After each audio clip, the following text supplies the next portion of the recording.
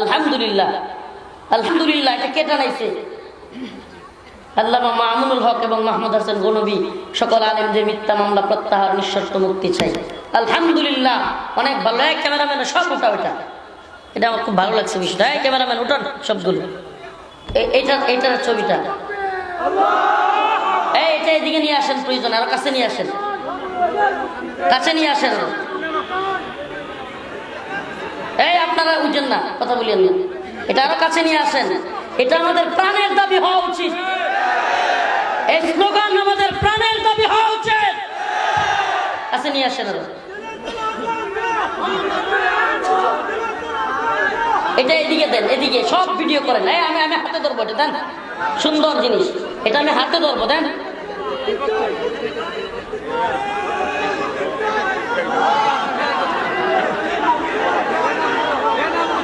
আপনারা সবাই কথা বলবেন না, এইগুলো দেন, এগুলো দেন, এই ছবিগুলো দেন।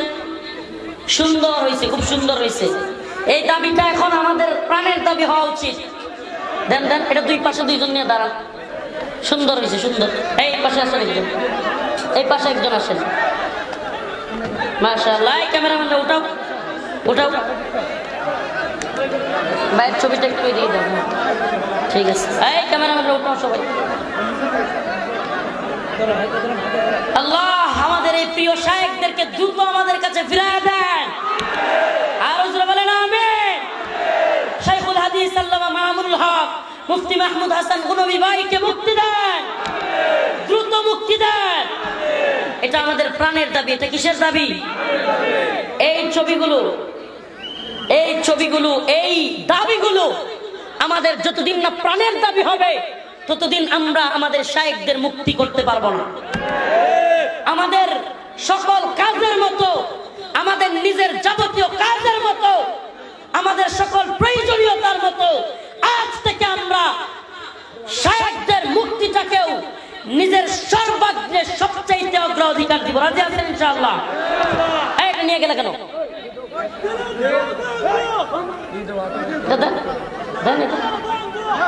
ভয় পাওয়ার কি আছে? বসেন, আপনারা বসেন, আপনারা বসেন। আমরা আল্লামা মামুনুল হকের মুক্তি চাইতো, মুফতি মাহমুদ হাসান গনবী ভাইয়ের মুক্তি চাইতো। উলামায়ে কেরাম দ্রুত আমাদের শায়েখরা আমাদের মধ্যে ফিরে আসুক। রাজি আছেন তো? আমি অনেক খুশি হয়েছি, এদের জন্য আমি প্রাণ খুলে দোয়া করি যারা এই কাজটা করেছে। আসেন, আপনি উপরে স্টেজে আসেন, আসেন স্টেজে, এদিকে আসেন, আপনারা উঠান না রে। মাশাআল্লাহ। যুবকেরা প্রত্যেকেই আজ থেকে তোমাদের ফেসবুকে, আইডিতে, প্রোফাইলে, প্রত্যেক জায়গায় এরকম ভাবে শায়েখদের মুক্তির দাবিটা তুলো, সবাই তুলো এই আওয়াজ। আমরা আমাদের শায়েখদের দ্রুত মুক্তি চাই। এই শাহজালাল মুজাররদি আমিনীর এই ভূখণ্ড থেকেই এই আওয়াজ জুড়ানো হোক, শায়েখদের মুক্তি দিতে হবে, আলেমুল আমাদের মুক্তি দিতে হবে। আমি তোমার এই টাকাগুলো আমি দিলাম, আরো বেশি করে বানাবো, সমস্যা নাই, ধরো।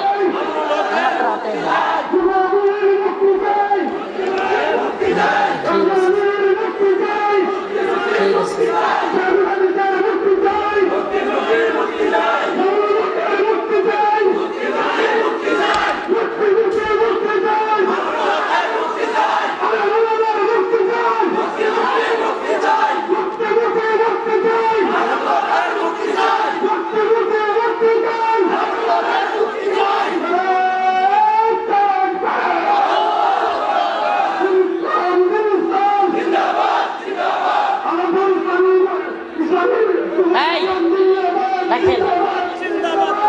আমি বলি, আমি এবার বসে একটু সবাই শুনেন।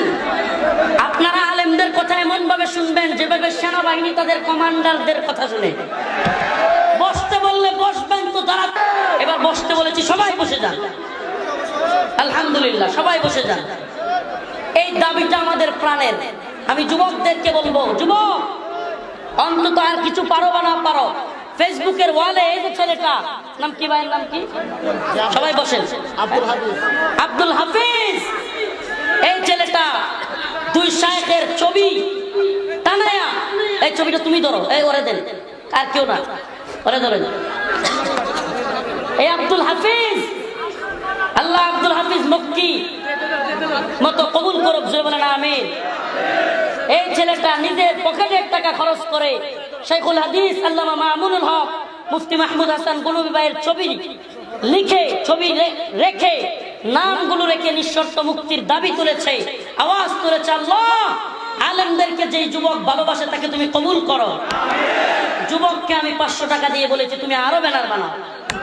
আমি আপনাদেরকে বলবো এই যুবক ইলিয়াসের মতো আরো যুবক তৈরি হও। প্রতিটা প্রোগ্রামে বাংলাদেশের প্রত্যেকটা আনাচে কানাচে শায়েখদের মুক্তির দাবির আওয়াজকে এমন ভাবে তুলো যেন বাংলার আকাশ বাতাস কাঁপতে থাকে। শায়েখদের মুক্তির দাবির আওয়াজ এত বেশি হওয়া চাই যেন আকাশ বাতাস কাঁপতে কাঁপতে ওদের মস্তানগুলো কেঁপে ওঠে। আজকে আসে তো যুবক, বলতেছিলাম পরীক্ষা আসবে, বসে বসে পরীক্ষা কি করবে? আসবে। পরীক্ষা আমাদের উপর এসেছে, আরো আসবে। কিন্তু আমরা ভুলে যাইনি আমাদের প্রিয় শায়েখদেরকে, আমরা ভুলে যাইনি, আমরা ভুলবো না। আমাদের উপর জুলুম হয়েছে, জুলুমের শিকার হয়েছি, তাই বলে গাবড়ে গিয়ে ভয় পেয়ে চুপসে যাব না। আমাদের প্রিয় শায়েখগণ যতদিন না পর্যন্ত আমাদের মাঝে আসবে ততদিন আমরা তাদের পক্ষে কথা বলতেই থাকবো ইনশাআল্লাহ। রাজি আছেন? প্রিয় হাজিরিন, একটা কথা বলে দিই, আয়াতে কারিমা তিলাওয়াত করেছি, পরীক্ষা ছাড়া কেউ জান্নাতে যেতে পারবে না। পরীক্ষা ছাড়া কেউ জান্নাতে যেতে পারবে না। আম হাসিবতুম আন তাদখুলুল জান্নাহ, তোমরা কি মনে করেছো জান্নাতে এত সহজে চলে যাবা?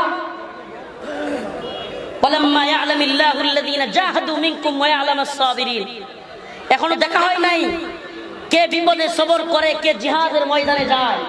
আল্লাহ বলেন এখনো দেখা হয় নাই। পূর্ববর্তীদের উপর অনেক কঠিন কঠিন পরীক্ষা করা হয়েছে, পূর্ববর্তীদেরকে অনেক কঠিন কঠিন পরীক্ষা করা হয়েছে, তোমাদেরকেও কঠিন কঠিন পরীক্ষা পার হয়ে যেতে হবে। আমরা কি আল্লাহর যে পরীক্ষা আল্লাহ পাক নিচ্ছেন সেই পরীক্ষায় ফেল করব নাকি পাস করব? পাস করতে হলে দ্বীনের পথে থাকতে হবে না হবে না? নামাজ পড়া লাগবে না লাগবে না? ফজরের নামাজে মসজিদে যাব নাকি বাড়িতে খাতা নিয়ে শুব? কথা বলে না। এই যুবকদের এই উত্থান, যুবকদের এই আলেমদের প্রতি ভালোবাসা সেদিনই কাজে লাগবে যেদিন এই সমস্ত যুবকেরা ফজরের নামাজের জন্য মসজিদে কাতারবদ্ধ হবে। আজকে হাজারো যুবক, শক্তিশালী যুবক, পাওয়ারফুল যুবক, খুব শক্তিশালী, কিন্তু ফজরের নামাজের সময় তার কম্বলটা উঁচা কইরা মসজিদে যাওয়ার মতো শক্তি তার নাই। কম্বলটা উপরে তুলে মসজিদে যাওয়ার মতো শক্তি সেই যুবকের নাই। তোমার কিসের শক্তি?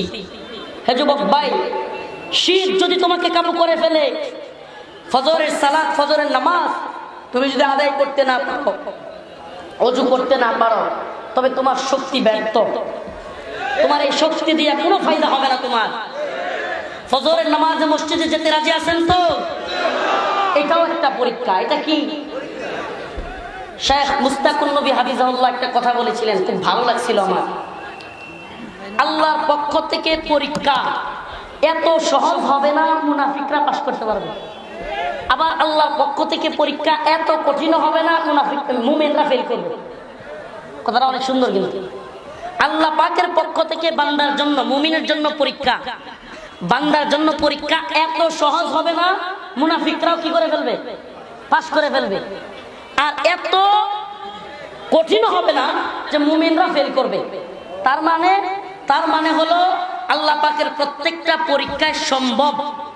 আল্লাহ পাক যার যার অবস্থান অনুযায়ী পরীক্ষা করেন। যে যতটুকুতে সহ্য করতে পারবে ততটুকুই কি করেন?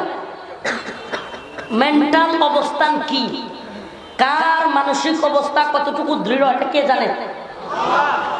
যিনি এই মানসিকতা দিয়েছেন, যিনি ব্রেনটা দিয়েছেন, তিনি তো জানেন। কথা বলেন। যিনি ব্রেনটা দিয়েছেন তিনিই জানেন এই ব্রেন কতটুকু প্রেসার লোড নিতে পারবে।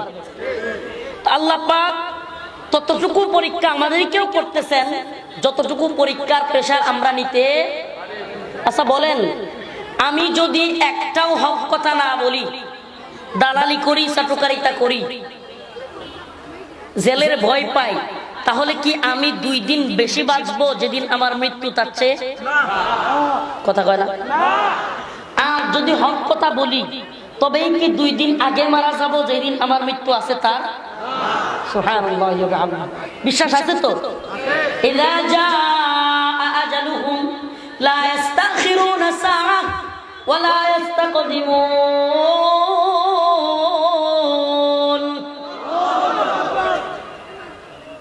সাআ লা ইস্তাখিরুনা সাআহ ইযা জাআ আজালুহুম, যখন আজল আসবে, আজল যার যেখানে যখন, লা ইস্তাখিরুনা সাআহ ওয়া লা ইস্তাকদিমুন, একটু এদিক সেদিকও হবে না। সুবহানাল্লাহ। আজল যখন আছে তখনই হবে।